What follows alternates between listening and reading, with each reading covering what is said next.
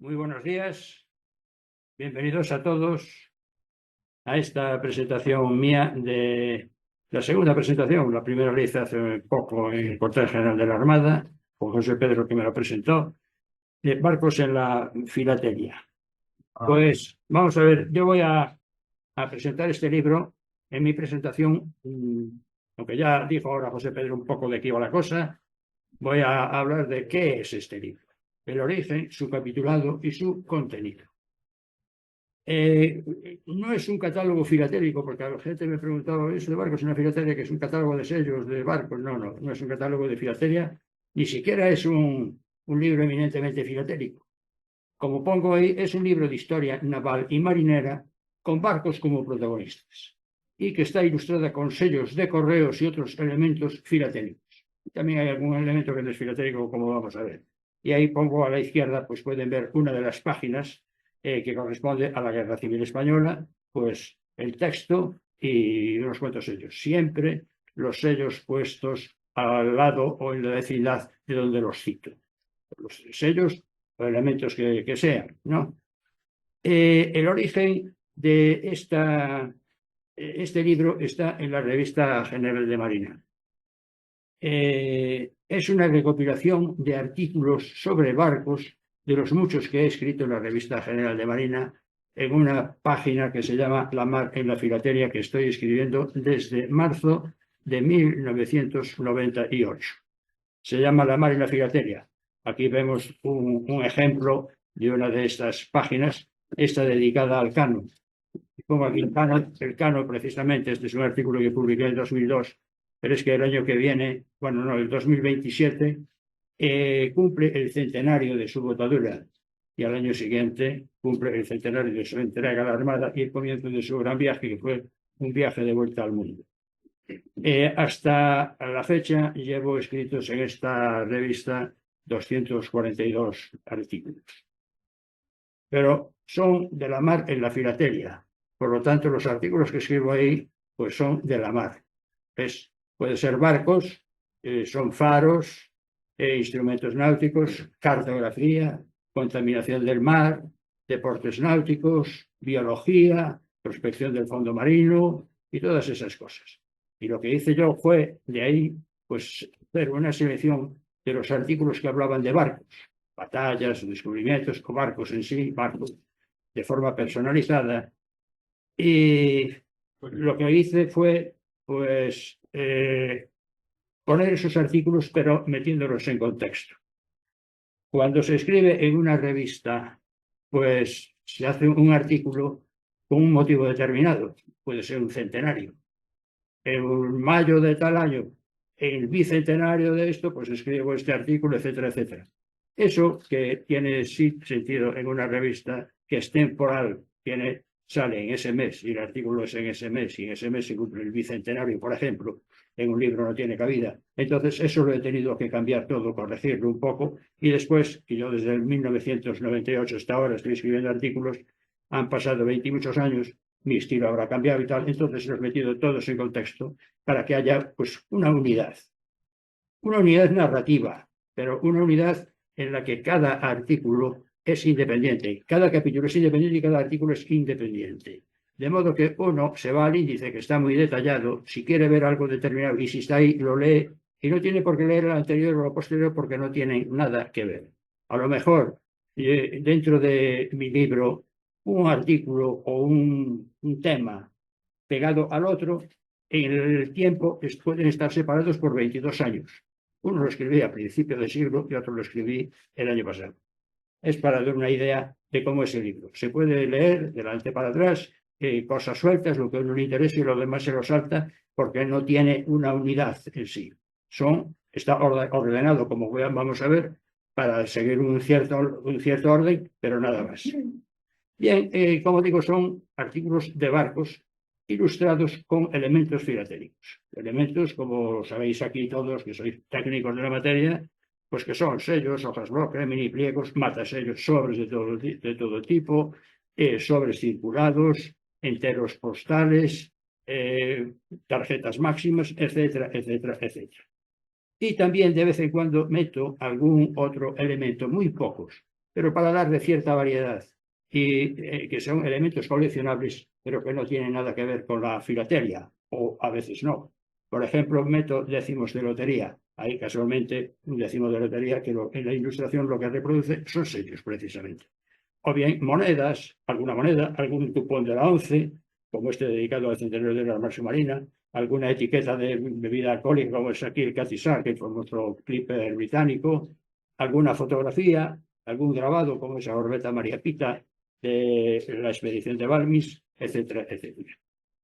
El libro está organizado por capítulos.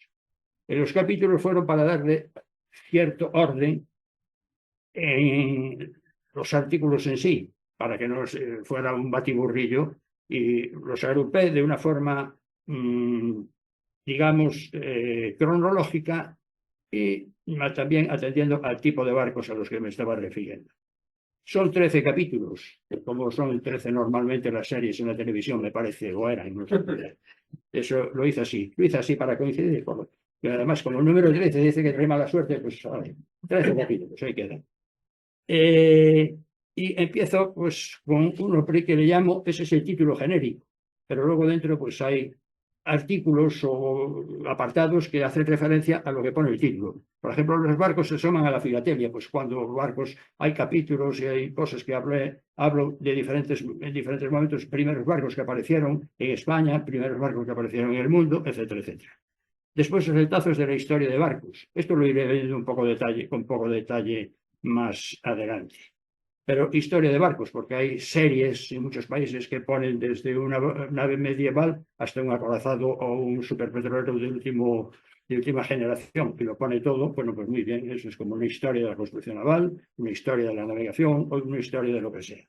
Después, barcos hasta el siglo XVII, barcos de guerra del siglo XVIII y XIX, barcos del siglo XX. Luego, por tipo de barco, pongo submarinos, guerras, batallas y combates, barcos mercantes, científicos y de exploración, de deporte y de recreo, escuela, históricos y museo, otros barcos y una miscelánea de final que es como un cajón desastre para aquellas cosas que se me habían quedado fuera o que les quería dar un poco más de relevancia para que no estuvieran enterradas en otros capítulos. Eso es esencialmente el libro. Empezando con la primera parte, que son barcos, aparición de barcos aquí, pongo, por ejemplo, los primeros barcos que aparecieron en sellos de correos. Esto es una conferencia que di en esta casa ya hace mucho tiempo. Pues son los primeros barcos. Y ahí, por ejemplo, tenemos ahí abajo, a la izquierda, uno de los sellos que emitieron los Estados Unidos en la gran exposición de 1893, la de Chicago, la Colombina, y que apareció un cuadro de Monleón que está en el Museo Naval. El primer barco que apareció en un sello español está en la parte baja derecha. Es un sello dedicado a la Cruz Roja, un sello aéreo, el que aparece en Plus Ultra en aquel vuelo famoso que hizo hasta Buenos Aires. Y ahí abajo a la derecha, allá al fondo, hay un barquito echando humo. Bueno, pues ese es el primer barco. El primer sello español apareció, como sabéis, el 1 de enero de 1850. Este sello con el primer barco apareció en 1926. Os habréis dado cuenta que España no fue nunca muy proclive, al menos en principio, a poner barcos en sellos. Luego ya, poquito a poco, tímidamente fueron apareciendo y ahora estamos al nivel de cualquier otro país. Si la efeméride es marina naval, pues se pone un barco, y si no, pues se pone un deportista, se pone un escritor o se pone un edificio. Bien, otra de las partes del sello es esa que llamo de historia de la navegación. Bueno, aquí pongo, por ejemplo, una hoja bloque de Jersey y todos los barcos que pasaron por aquella isla del canal. Miren, pues describo los barcos, pongo la hoja bloque y sello a sello describiéndolos, contando un poco su historia y demás. Hay muchas series, hay muchos países que emiten series de este tipo, a veces en hoja bloque o a veces en hojas sueltas, y como dije antes, pues desde un barco medieval hasta un portacontenedores. Otro tema son las exploraciones y las grandes expediciones y demás. Desde Malaspina, aquella de final del siglo XVIII, que duró 5 años con la descubierta y la atrevida, cuando fueron por parte del Atlántico y sobre todo por el Pacífico. Aquí, como ilustración de esta presentación, pues pongo una expedición polar de Shackleton a la Antártida en el 14-16, en el comienzo de la Primera Guerra Mundial. Le emitió el Reino Unido en el 2016, coincidiendo con la celebración centenario. Son reproducciones de fotografías en blanco y negro que hizo un fotógrafo muy bueno, ya no me acuerdo ahora, que iba con Shackleton, que se hizo famoso. Unas fotografías excelentes en blanco y negro de toda la peripecia, porque allí pasaron un invierno polar en la Antártida y gracias a la actividad de Shackleton, que era un verdadero líder, pues allí no se murió nadie, que lo hizo muy bien. Hicieron unos rescates y unas navegaciones que al filo de lo imposible se queda corto, porque parece mentira que lo hicieron y lo llegaron a hacer, y fue un gran éxito. Bueno, pues ahí cuento, ese es uno de los que cuento muchas, porque hay muchas expediciones polares, españolas hubo varias expediciones, etcétera, etcétera. Otra cosa son guerras, batallas y combates, pues de aquí pongo ya un sello de cada una, ya para darle variedad. Y aquí pues hay de todo, ¿no? Batalla de Hastings al principio del siglo XI, cuando Guillermo el Conquistador atravesó el Canal de la Mancha para invadir Inglaterra. En la historia fue la única vez que tuvo éxito eso de atravesar el Canal de la Mancha. Lo intentó todo el mundo, ¿no? Lo intentó Napoleón, Hitler, lo intentó España con Felipe II, lo intentó, pero todos fracasaron. El único fue Guillermo el Conquistador, un normando. La batalla de Lepanto después, Trafalgar, como saben, el gran desastre aquí en el sur de España, la guerra de la independencia, donde los marinos casi no tenían barcos y entonces fueron a luchar en tierra. El 98 con la voladura del Maine, que fue lo que utilizó Estados Unidos como disculpa para declararle la guerra a España y quitarle Cuba, Puerto Rico, Filipinas y alguna otra isla. Ahora que vayan tomando nota ahora los de Groenlandia, a ver. Si también le ponen otro barco por allí, le echan la culpa y ale. Bueno. La Primera Guerra Mundial, aquí pongo una postal de la Primera Guerra Mundial, porque yo uso también tarjetas postales y uso todo esto, con barcos de entonces. En la Guerra Civil fue una hojilla que hizo el bando nacional en homenaje al ejército y la marina. Segunda Guerra Mundial, los submarinos tuvieron un enorme protagonismo, y pongo uno. La Guerra del Pacífico, allí hubo los grandes desembarcos y también batallas, desembarco de Normandía y muchas otras cosas más. En inventos pues pongo esa gente que se pone a pensar y se pone a hacer cosas que otros dicen que están chalados, que luego tienen éxito o no. Ahí pongo 3 españoles que son los que crearon sumergibles: Cosme García, Narciso Monturiol e Isaac Peral. No tuvieron éxito. Isaac Peral fue una pena porque hizo un submarino francamente bueno que hubiera sido operativo. El casco se conserva en el Museo Naval de Cartagena, pero por cabezonería de las autoridades de entonces, cerrazón mental de entonces y un poco cabezonería del propio Isaac Peral, ahí se quedó. Y Fulton, por ejemplo. De Fulton es el del vapor. Es el que dicen en los libros que yo siempre estudié que inventó la navegación a vapor. Aquí, cuando se habla de estas cosas, nadie inventa nada. Todo va progresando y cada uno va aprendiendo del otro hasta que uno tiene éxito. Ya había navegación al vapor a finales del siglo XVIII. Lo que pasa es que no tuvieron éxito. Charlotte Dumas y los Finch y todos estos. Fulton tuvo éxito con un barco que le llamaron Clermont. No es que le llamara Clermont él, es que fue Clermont donde primero paró por el río Hudson y todo tuvo éxito y se forró porque le salió bien el barco, le salió bien, navegó. La gente escapaba cuando pasaba, pero entonces empezó la navegación a vapor a funcionar. Bueno, pues de eso y de algún otro invento, pues también cuento cosas. Hablo también de naufragios, como no puede ser menos, los naufragios que dieron mucho que hablar. El del Titanic de la derecha, de 1912. Este dio para películas y dio para exposiciones, y ahora mismo hay ahí en el Matadero una exposición sobre el Titanic, uno se puede meter en él y naufragar con él. Pues, y cuando fue la película de Cameron hubo una verdadera avalancha de sellos. Aquí se dieron de forrar todos los países, sobre todo los bananeros. Pues ahí está. Era un barco insumergible que tuvo la desgraciada idea de hundirse en el viaje inaugural, que también es mala suerte, y ahí está. El Estela, que fue un barco que en el Canal de la Mancha se dio en 1899, porque metido en la niebla, cuando se dio cuenta, ya tenía una piedra encima y se luego contra ella. O en Lusitania, en la Primera Guerra Mundial, un transatlántico, pero ahí decían los que traía material de guerra, lo hundió un submarino alemán, venían americanos, aquello no les gustó y a la larga, 2 años después, pero siempre lo tuvieron en mente los americanos y dicen que eso fue parte de la disculpa o de la motivación de los americanos para entrar en la Primera Guerra Mundial, Primera Guerra Mundial en favor de los aliados. Y otros también cuento algún otro naufragio más. Una serie especial, he dado también alguna conferencia en algún libro aquí de la Sociedad Filatélica. La conferencia, la última me parece que fue telemática, ¿no? Durante la época del COVID, que hicimos aquello de la guerra civil, o algo así, no me acuerdo cómo era el libro. El monográfico de la guerra. Sí, el monográfico de la guerra civil, ¿no?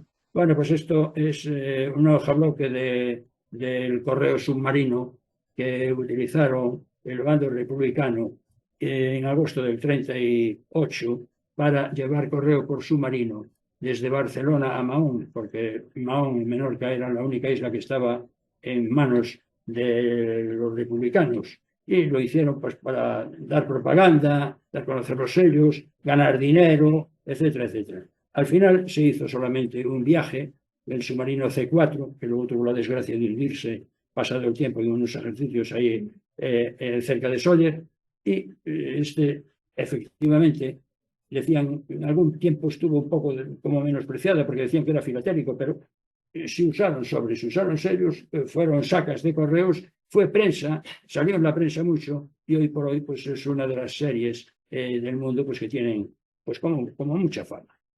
Son sellos sueltos y aquí pongo la hoja bloque. España, como dije antes, pues no fue muy proclive a poner sellos de correos hasta finales del siglo XX, o sea, hasta ayer, como quien dice. Pero aquí este fue como un oasis en ese desierto de falta de sellos. Se ponían un sello como propaganda de la paz, de la industria nacional, de la exportación, pero muy poquitos, alguna olimpiada. Pero aquí salió esto en homenaje a la Marina el 16 de julio de 1964, el Día del Carmen. Fueron 14 sellos, esto fue cosa de Lorente, según tengo entendido, ¿no? Era de la Armada, era un buen filatélico. Y aprovecho aquí para poner, esto salió el día del Carmen del 64, pero en la Revista General de Marina en 1980 lo pusieron en la portada, y es la que pongo porque me gustó la portada, la pongo en muchos sitios. Es también un recorrido por la construcción naval de la época. El sello superior izquierdo es una nave medieval y por ahí por abajo pues anda el crucero Baleares y sobre todo el Cano, que todavía sigue navegando y a punto de cumplir los 100 años, que está abajo en el centro. Esta fue una excepción, porque luego volvieron a las andadas hasta finales del siglo XX, en el que ya se empezaron a emitir sellos de correos de mar como de cualquier otra cosa, ya se diversificaba mucho a nivel de cualquier otro país que se precie. Hablando de tipo de barcos, pues dedico dentro de esos capítulos hablo de barcos mercantes, que España, como digo, los barcos mercantes en su momento podía haber emitido buenas series como aquellos superpetroleros de Astano de 325.000 toneladas. Yo colecciono barcos, yo recibo del extranjero apuntadas series de barcos europeos, y hay países que le dan mucha importancia a su mercante y a su marina de pesca y emiten sellos preciosos, pero todos los países. España no. Ahora ya no tiene mercante, pues casi no. Emitió uno que es la ciudad de Burgos, que no lo pongo aquí, la ciudad de Toledo, perdón, que llevó una muestra de la artesanía por América y por ahí, y salió ese sello. Y bueno, ahora ahí pongo a la izquierda una de esas pegatinas que le llamo yo, que son las etiquetas estas. Es el Manuel M. Pinillos, que este sí salió pues ya más recientemente. Otros países los emiten, el Titanic vuelve a aparecer, el Mauritania, el Catisar, la Bounty, aquella famosa del motín, el Star of India, que hoy es un museo en San Diego y era un barco mercante, etcétera, etcétera. Muchos países le cuidan mucho todas sus marinas. Y hablando de sellos, lo mismo que cuidan cualquier otra cosa. España, antes no, y ahora barcos mercantes, pues que casi no tiene, pues eso. Se ha perdido la oportunidad de poner buenos barcos. En barcos de guerra, sí, España puso algunos, ya lo hemos visto, Baleares o Cervera, ahí por San Juan Nepomuceno, dentro de la serie de barcos de época. Estos barcos de época son unas 5 series, quiero recordar, que aparecieron a final del siglo XX y que son una excepción, pero todos ellos son barcos. Y la mayor parte procedentes de imágenes o de los fondos del Museo Naval. Luego también hay como el Maine, que fue, ya lo puse antes, el de los Estados Unidos, el que sirvió, el que reventó La Habana en el 98. La Numancia, ahí pongo la marca postal que utiliza la fragata Numancia, la actual fragata, que es una de las más modernas que tenemos, pero usa la silueta de la fragata blindada, es su marca postal. Aunque lo de la marca postal es aquí en España, en barcos o cualquier otra cosa, casi ni se usa, solamente los usa el Cano, así bastante, y los 2 barcos oceanográficos, Las Palmas y el Hespérides, pero porque van por ahí por el mundo y están metidos en otras cosas. Si no, yo a veces a los mismos de los barcos les hablo marca postal y me dicen, ¿eso qué es? Bueno, ¿eso que tienes tú aquí? Oye, no sé si estoy saliendo, sardinero, aquí se fue la imagen mía. Se ve. Ah, bien, vale. Le das un poquito más Ah, no, es igual. Muy bien. Bien, y ahí pongo pues otros de otros países de Francia, 2 escoltas canadienses, y barcos de guerra, pues hay muchísimos, y sobre todo con motivo de la Primera y Segunda Guerra Mundial, y después, y ahora en los celebraciones, centenarios, cincuentenarios y tal, de grandes actividades de la Segunda Guerra Mundial, pues se emiten muchos barcos de guerra. Barcos de pesca, pues mire, también digo lo mismo que los barcos mercantes, ahí pongo un barco en un sello de España. España emitió algún sello dedicado a la Exposición Internacional o Mundial de la Pesca de Vigo, y hay este y otro sello ahí que casi se adivinan unos barcos. Pero hay países que emiten muchos sellos, y en fin, todos los países emiten sellos de barcos de pesca. En España, y causa extrañeza porque España es una de las primeras potencias en la pesca. La pesca es la base, una de las bases de la dieta mediterránea, tiene mucha importancia. Pero aquí en la filatelia, pues tenía que haber alguna exposición internacional en Vigo de vez en cuando para que saliera un barco que haya escondido en primer plano el pescado, que era importante. Bien, barcos científicos. Bien, aquí sí pongo españoles. Una a la izquierda pongo la Atrevida, era la de uno de los 2 barcos con la descubierta de Malaspina, que al final del siglo XVIII hizo una exposición inmensa por parte del Atlántico y sobre todo por todo el Pacífico, la costa americana y las islas de Oceanía y todo por ahí. Después arriba está Las Palmas y abajo los Hespérides, que son los 2 barcos de investigación oceanográfica que intervienen en muchas actividades científicas. Bueno, Las Palmas ya está un poco capa caída. Ya no sé si ahora mismo está activa, la verdad. El que ahora lleva la voz cantante es el Hespérides, pero actúan sobre todo en la Antártida. Y a la izquierda pongo el María Pita. No es que fuera un barco científico, pero hizo una misión científica porque fue el que fue por el Atlántico con la expedición de Balmis para luchar contra la viruela.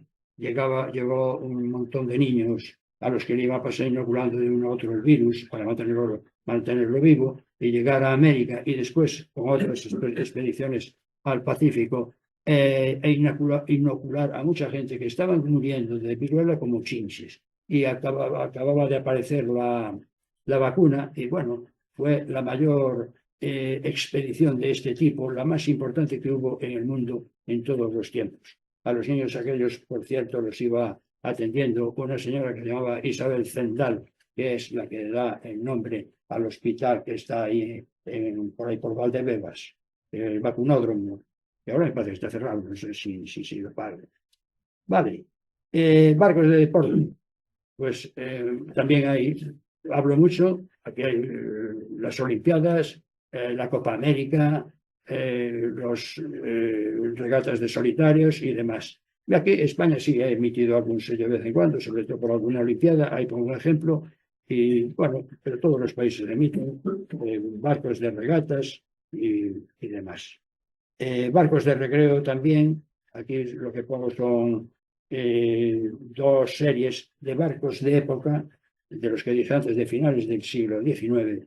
Uno dedicado a falugas del Tajo, que eran unos diseños que había hecho Carlos Boschi, alias Farinelli, el castrato, aquel cantante que había traído Fernando VI de Italia, que era un tío muy bueno, estaba castrado para que no le cambiara la voz, menuda jugada, pero era un artista e hizo estos diseños para las fiestas del Tajo en verano. Debe ser una gozada, porque además lo escribe, están en Patrimonio Nacional, y el que visite la Casa del Marino allí en Aranjuez lo tiene muy bien descrito. Debió de ser una pasada. Y al de la derecha pues pongo el yate Saltillo, que junto con el Giralda fueron los dos yates de Don Juan de Borbón. Y luego hay más sellos de estos, sobre todo barcos de guerra o navíos antiguos, tomados del Museo Naval en las series estas de barcos de época de finales del siglo XIX.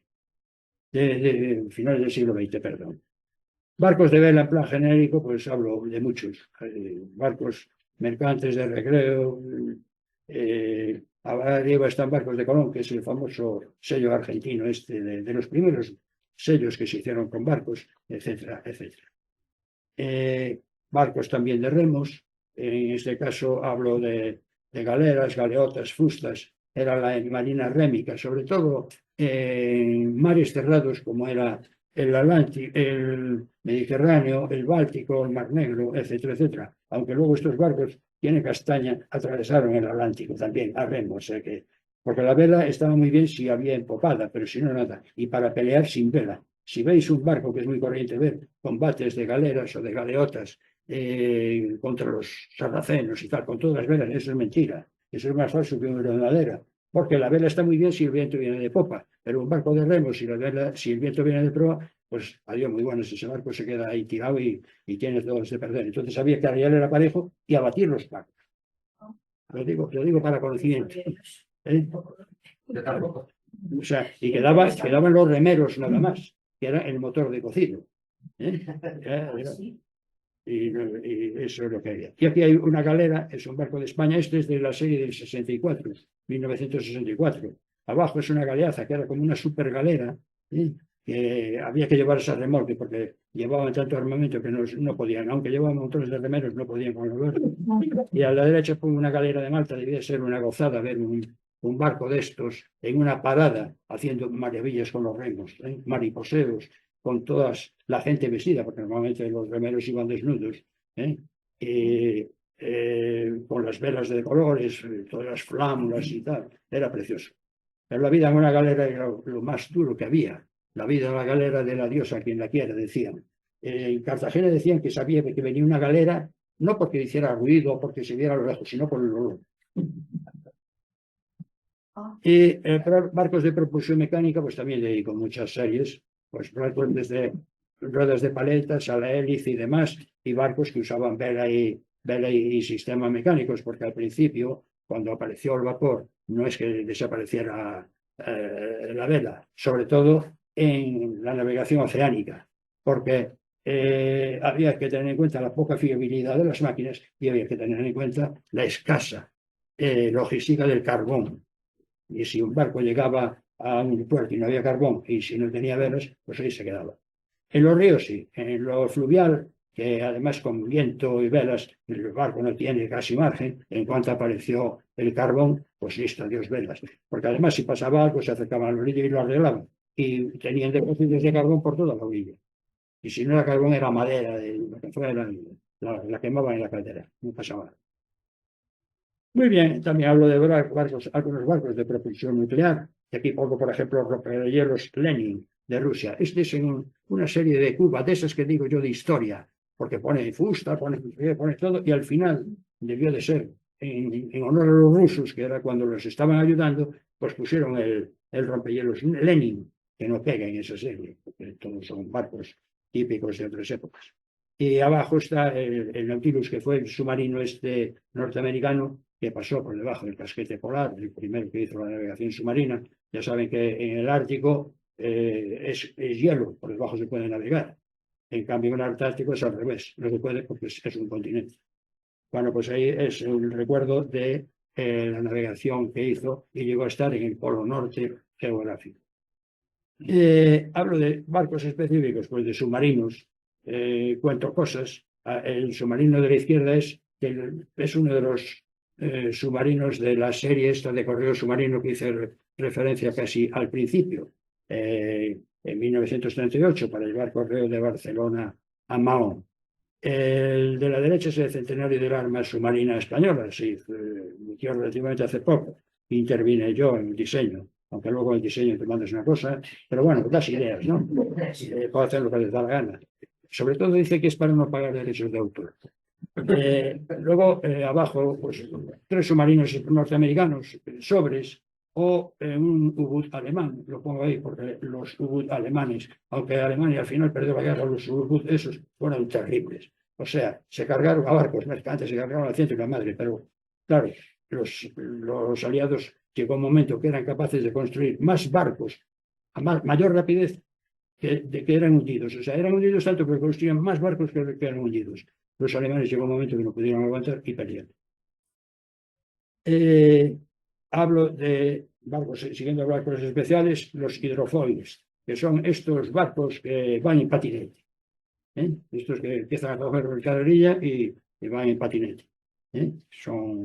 Los Italia tienen los Sparvieri, que son unos patrulleros pequeñitos, y uno se entera que vienen cuando los tiene encima, porque casi ni los pillan rada a veces. Y luego estos se usaron mucho y se siguen usando.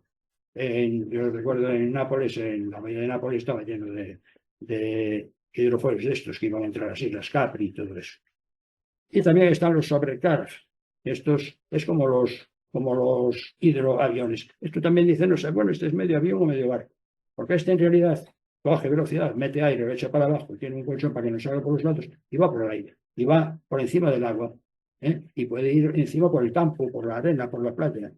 Si no hay un obstáculo. Si hay un obstáculo, pues se pega un leñazo y puede haber consecuencias. Son los overcraft.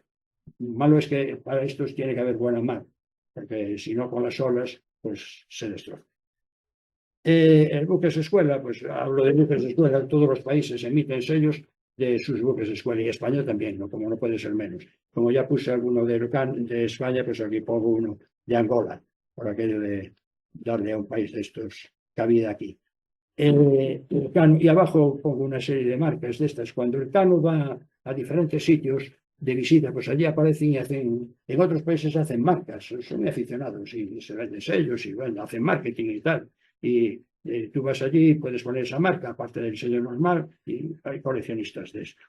Ya digo que hay una moda que aquí, que yo sepa, ya no sé, pero de las marcas postales aquí estas casi no se usan. El grupo naval. El grupo naval. Poseidón es el que las movió del sur. Sí, pero, bueno, en fin. Lo tiene el Hespérides y el Poseidón, sí. Ahí Manolo García diseña de vez en cuando alguna. En fin. Y luego buques históricos y museos. Esto es mi último, ahora tengo en imprenta algo sobre esto. Bueno, aquí en esto España tiene una asignatura pendiente que vimos muchos barcos, pero barcos históricos. Está el Correillo de la Palma en Tenerife, está en Barcelona el Santa Eulalia, que fue un salinero de Torrevieja, está un submarinito pequeño, hay un submarino en Torrevieja, Delfín, y además que tiene un éxito impresionante, todo el mundo va a verlo, pero luego hubo intentos de que otros barcos se quedaran como museos y porque los políticos no se ponen de acuerdo, porque basta que uno diga que sí para que el otro diga que no, pues no se hace. Y por ejemplo, la Extremadura, que se iba a poner en Santander, ya tenía el sitio y todo, y Extremadura, que como sabéis no tiene mar, pero tenía un barco con el nombre y quería conservarlo, peleó como gato panza arriba, la Armada también, pero el barco terminó casi pudriéndose en la graña esperando y hubo que desguazarlo. Es lo que hay. El Peral sí, ahí conservamos el casco ahí en el museo. Antes estaba en la calle, se estaba destrozando, ahora está muy bien conservado en el Museo de Cartagena. El Reino Unido tiene, por ejemplo, el Victory, que fue el barco insignia de Nelson en Trafalgar, o sea, total nada. En 1805, ahí estaba el barco, pues desde entonces está ahí. Bueno, y el Britannia también del Reino Unido en un superbarco hospital, pero que era el yate real. Bien, y hablo también de barcos en la ficción, en el cine y en la literatura, unos que existieron, otros no. El que existió fue el acorazado Potemkin, una película de Sergei Eisenstein. Esta es una película que hoy, yo no sé si la habéis visto, es en blanco y negro, muda, pero es una preciosidad. Y si no la habéis visto, yo recuerdo porque seguramente se puede bajar. En muchos sitios ya es de dominio público. Es una de las obras maestras del cine. Y habla de la revolución del Potemkin en Odessa, el estado que estaba a principios del siglo XX, la marina allí, por comer carne. La carne podrida con gusta. Carne podrida y tal. Y hubo ahí, murió, la dotación se volvió contra los oficiales y todas esas cosas. Una cosa muy parecida, no sé si había gusanos o no por medio, pero fue lo que ocurrió en la Guerra Civil Española en la parte nacional, una cosa salvando las distancias. Hablo del temido, por ejemplo, de la canción del pirata, aquella de Espronceda, ¿no? Baja el pirata que llama por su bravura el temido. El Pequod de Moby Dick, de Herman Melville, que es una de las mejores novelas americanas ahora, aunque en su momento parece que no le dieron mucha importancia. La película la habéis visto todos, yo vi la película y leí la novela, porque además había tenido que hacer un trabajo sobre esto. O los barcos de Mississippi, ahí, de Mark Twain, Tom Sawyer y Huckleberry Finn y todo eso. Eso ahí todos los de niños lo habremos pasado en grande leyendo las aventuras de estos chavales.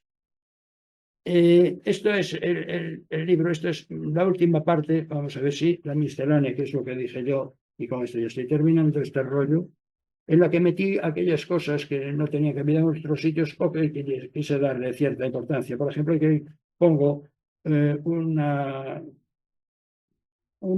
apartado de un trabajo que fue, o uno de los capítulos o de los apartados dentro del capítulo que era Dubrón y Bella Perla del Adriático. Pues es emisión de sellos, pero eso es un carnet y tiene varias cosas. Tiene unos grabados preciosos, tiene 6 sellos, cuenta la historia, viene escrito por ahí y bueno, pues le dediqué un apartado. El otro fue un correo por mar en época de guerra, por vapor, que aquí hicimos 3 ponencias, no hace mucho, sobre esto. Fue cuando en Bilbao se quedó aislado durante una guerra carlista porque les sabotearon el tren y entonces hubo que echar mano de un correíto, un barquito que lo llevaba por el río mientras recibía tiros de las montañas, ¿no? Porque nosotros, eso de las guerras civiles y tirotearnos nosotros se nos da muy bien. Abajo a la izquierda, ahí en el centro, hablo de los entrañables juguetes. España emitió sellos en forma carnet de juguetes. Ahora, los juguetes aquellos que teníamos de niños, payá y todo aquello, que eran de lata, que tenían las uniones que eran retorcidas, ahora cuestan un ojo de la cara.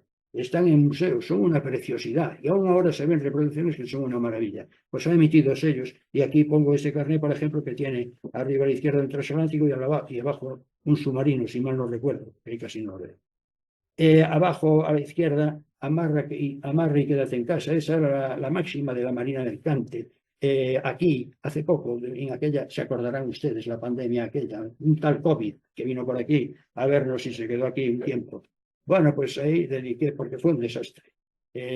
Barcos de guerra que estaban, que era de lo que yo sé, que estaban por ahí, el Cano se tuvo que venir, otros que estaban en misiones de mantenimiento de paz, antes se tuvieron que venir, los mercantes o se quedaron en puerto o nos salieron y luego no podían entrar, y fue un desastre eso.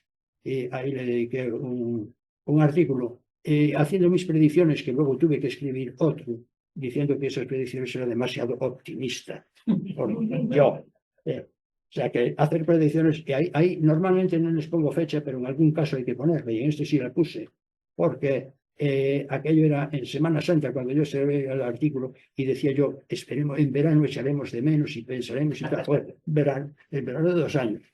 Pues, y abajo, pues, el Tratado Antártico, una visión también del año 2019, que fue de cuando lo escribí, y fue la Antártida, que es el único reducto, el único sitio limpio, por así decirlo, porque ya por ahí hay turistas a montas, que quedan en el mundo.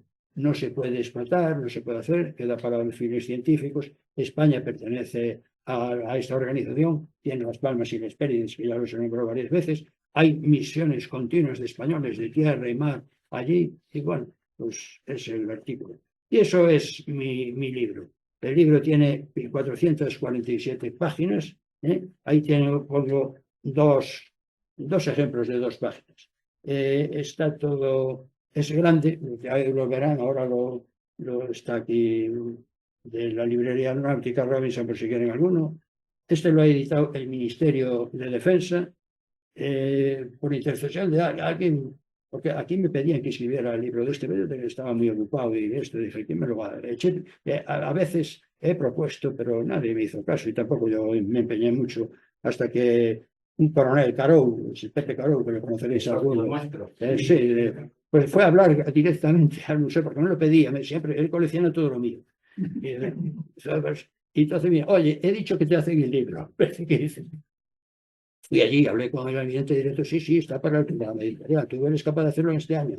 Y entonces me tuve que poner las pilas y durante un año estuve trabajando ahí en la tira con ayuda de más gente y salió ese libro. Un libro que emite, o sea, lo edita Defensa, lo edita bajo pedido, o sea que eso yo no lo sabía. Pero yo trabajé mucho con Defensa, pero como no había editado libros, pues no sabía el entresijo. No hace tiradas como hacen otras editoriales y lo mandan y lo distribuyen. No, nada. Él hace el libro y dice, ahí está. Si quieres 3, lo pides, te hace 3 por demanda. La malo es que si quieres el libro tienes que esperar 15 días. Ahora, el precio, que es un libro de los más grandes que dice, es también de los más baratos. Y el que cobra es Defensa. Y digo barato no porque sea en un sentido peyorativo, es porque trabajan sin margen, trabajan sin precio. No es una editorial comercial y cuesta de 18 libros. Es el más barato que he hecho en mi vida y llevo ese número 18. Bueno, y esto es, señoras y señores, pues lo que os podía contar de este librejo. Si queréis saber algo más, por ahí lo tenéis, le podéis echar un vistazo y ahora si queréis preguntar algo más, pues aquí me tenéis. Gracias.